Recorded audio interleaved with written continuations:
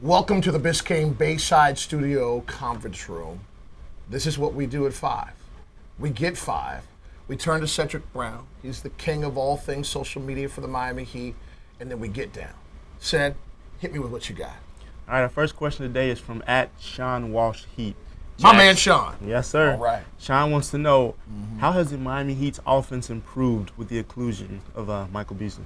Well, I don't know if Bees is the direct impact, but there's pretty good offense before Michael showed up. I mean, this only team in the association shooting over 50% right now, scoring a boatload of points. Beasley adds to that. And for those of you that are old enough, he's like the Vinnie Johnson, the little microwave coming off the bench. Yeah, I know you're not old enough. There's enough people out there old enough that actually use the platforms. And what Vinnie used to do for the Pistons, those championship teams in the late 80s, early 90s, is he would come in and just infuse automatic offense. But he was a good defender.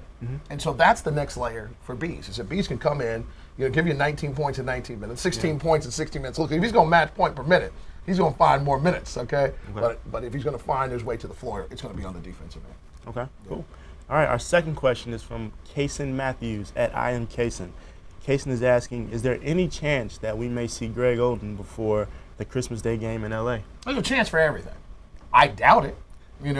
Look, he was brought here for two things. Number one, to help the team get taller. All right, they weren't going to do that without bringing somebody in that was 7 feet. And we all know what that's for. Okay, there's a couple teams out there. I think there's one in the middle of the great state of Indiana that I think comes to mind when you're dealing with them. And that may be down the road, but also for him to just redevelop. Okay, it's been a minute since he actually played regular minutes. And so with that being said, I think it's important for us to realize there's only one word that applies to the matriculation process of Greg Oden: patience.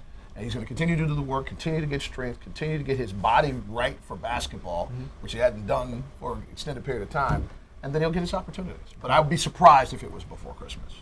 All right. We're going to take our third question from @Who's Eddie. We know Ray Allen and You know UD. who Eddie is now? Yeah, we do know. Okay. All right. We know both Ray Allen and UD have been out for the last couple of days. Ray's sick. UD's dealing with back spasms. Eddie's asking, will those two play tonight? I think we're going to see Ray Allen tonight. He did show up for his first session since missing time today at shoot-around.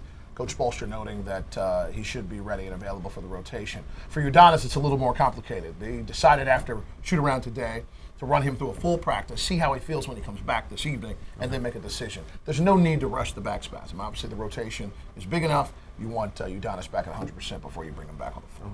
All right. Next, we have @LHeatFan 010306. Yes. His name is Melvin. Melvin wants to know, how have we donated to the people in the Philippines that were affected by the super typhoon? What a terrible tragedy, by the way. I mean, they had an earthquake, 7.3 on the Richter scale before the typhoon. So they were already cleaning up a mess before they were dealing with this next tragedy. Super typhoon at that. A couple things. First of all, it's my pleasure and honor to report that under the Harrison family umbrella, both Carnival Cruise Lines and the Miami Heat have come together to pledge $1 million in support for the UNICEF efforts, the American Red Cross efforts, all the things that were going to help the men, women, and children of the Philippines that were impacted by this. That's a big deal. If you want to help, you should go to NBAcares.com, find out more information, or you can just text. I believe it's UNICEF is what the number ends up being when you look it up. But definitely go to NBAcares.com to get those numbers, and you can text a $10 donation yourself. And also, Miami Heat head coach Eric Spoelstra, who is a Filipino-American, his family fortunately has averted all of the catastrophe, but he shot a public service announcement this week for UNICEF. So the Miami Heat organization, the NBA, all connected at a very high level in trying to help out with the relief efforts. Gotcha. Yeah. All right. Our fifth and final question today. Wait a minute, we're already done? We're already done. Oh, my Lord. Right through. Come on, let's get it. Let's get it. @Missy G. Her name is Melissa. Melissa wants to know, what approach should we use tonight in defending Dirk Nowitzki? Get a hand in his face. I mean, like, it's not ever going to change for Dirk. I don't care what the assembled parts are. He has a new backcourt with Monte Ellis and Jose Calderon. But with Dirk, don't let him see the rim. Okay, yeah. I used to work with a guy by the name of Freddie Carter. He was the best player on the worst team in the history of the NBA. He was on that 1973 Sixers team. Ooh. And but he was the best player. I mean, he could score. He said, listen, for a shooter, if you let him get here, that's it. It's a ball game. He doesn't need to see the rim. He's not going to see you. Yeah. If he gets here and square it up, and that Dirk's one of those guys. I mean, it doesn't matter if his back is, parallel to the floor. Or, right. He's still going to flip it up and get it in there. And he's playing a really awesome two-man game with Ellis now. Okay. So now you got two guys, regardless of where they're coming off on the pick and roll. Mm-hmm. There's an option, and we know Calderon. He's going to pick and roll us about 75 times Yeah, in at a least.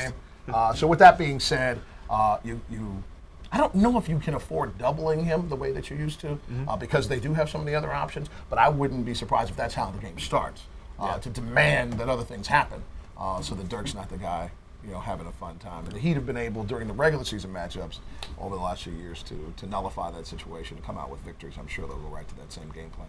Yeah, hopefully we'll see. Was that 5? That's 5. At 5 5? at 5. Yep. Man, oh man, do we know how to get down?